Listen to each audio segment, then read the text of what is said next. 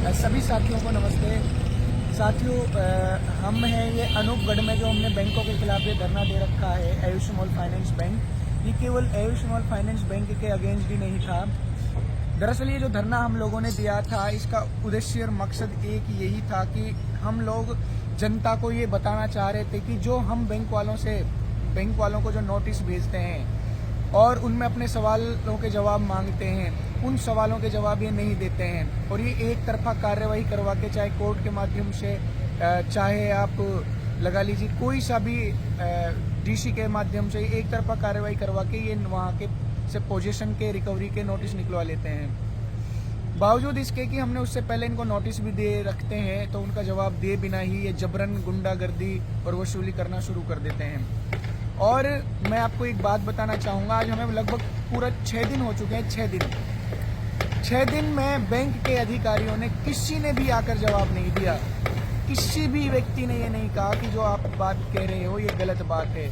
यहाँ प्रशासन आता है, यहाँ पर पुलिस आती है, हम खुलेआम चैलेंज, आप वीडियोस देख सकते हो। उस वीडियोस में ये बात हमने कह रखी है कि अगर आप लोग सही हो, अगर आप लोग गलत नहीं हो, अगर आप सही करेंसी में ट्रेड कर रहे हो, अगर आप भारत की जनता के साथ फ्रॉड नहीं कर रहे हो तो आप लोग हमारे सवालों के जवाब दीजिए। लेकिन वो नहीं देते क्योंकि उन सवालों के जवाब है ही नहीं। अगर उन सवालों के ये जवाब देंगे तो अगर ये जवाब दे देंगे तो भी फंसेंगे, और अगर ये जवाब नहीं देंगे तो भी फंसेंगे। जवाब दे देंगे तो कैसे फंसेंगे? क्योंकि ये डिवेल्वेटेड और जो इलीगल करेंसी है उसमें ये ट्रेड कर रहे हैं। और इसमें बल्कि बैंक नहीं फंसेगी, इसमें वो व्यक्ति भी फंसेगा जिसने 1906 का कॉइनेज को निरस्त किया, जिसने ये 1906 के कॉइनेज को निरस्त करके ये जो 2011 का कानून को लेकर आए हैं और जो इन्होंने मानक स्टैंडर्ड खत्म किया है, और जो इन्होंने अब ये कर दिया कि जो अब जितनी चाहे करेंसी छाप सकते हैं, जो चाहे अब ये जितने चाहे डिजिट ट्रांसफ़र कर सकते हैं। आप लोग देखोगे कि हम जो बैंकों से सवाल पूछ रहे हैं, हम रुपया को नकली बता रहे हैं जो बैंक जिसमें ट्रेड कर रहा है, क्योंकि वो गवर्नर के वचनखंड का कूटकृत रुपया है। 1968 से पहले का जो नोट था उस पर जो वचनखंड होता था वो अलग होता था, और जो 1968 के बाद जो वचनखंड है वो अलग है। और ये सबसे बड़ा प्रमाण है, सबसे बड़ा सबूत है कि ये जो नोट चलन में है ये अवैध है।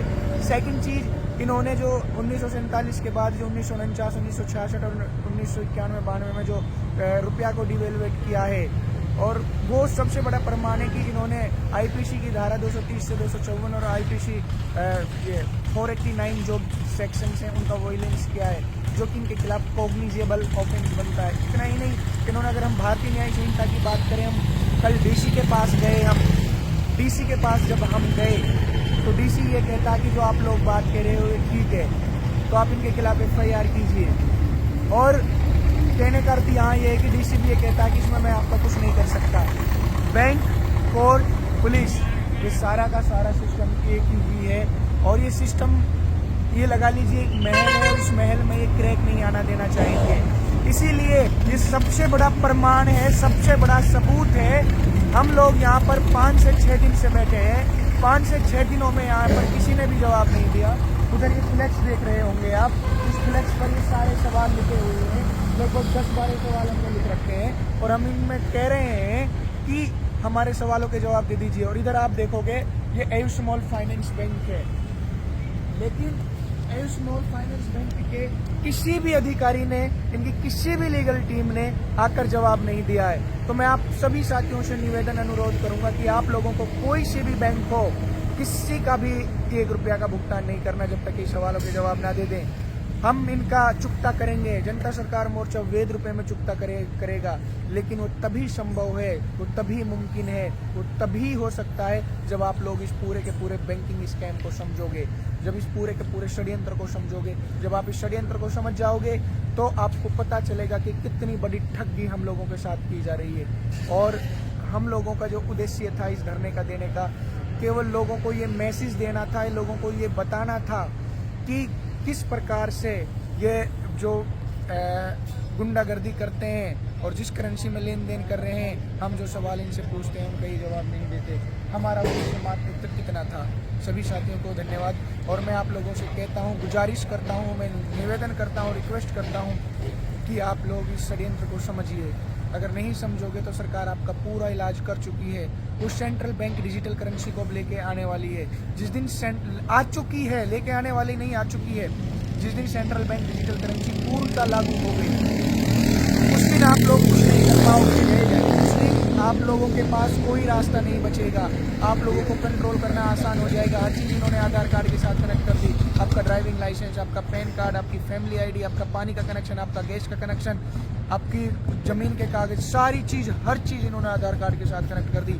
जब आप लोग CBDC जिस दिन आ जाएगी, पूर्णतः लागू हो जाएगी, जब आप प्रोटेस्ट करोगे, इनके खिलाफ लड़ोगे, तो आपकी एक ही चीज़ को बंद करने की ज़रूरत पड़ेगी, और वो है आपका आधार कार्ड। सारी सेवाएं आपकी बंद हो जाएगी। ना आप सरकार के खिलाफ लड़ पाओगे, ना आप अपने अधिकारों के लिए लड़ पाओगे। ये सारी बातें जो मैं कह रहा हूँ, अगर आपको लगता है सत्य नहीं है, मैं डिस्क्रिप्शन में आपको लिंक देता हूँ। इन लिंकों पे आप जाकर रिसर्च कीजिएगा, चेक कीजिएगा, आपको पता चलेगा। हम लोग इनसे कहते हैं कि जो आप लोग जिस करेंसी में लेन देन कर रहे हो, तो वो असली है नकली का जवाब दे दें, नहीं देते।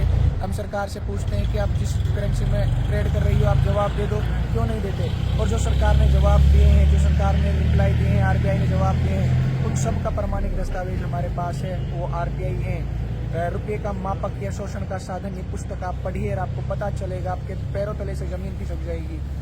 इतना ही कहना चाहूँगा आप सभी साथियों को।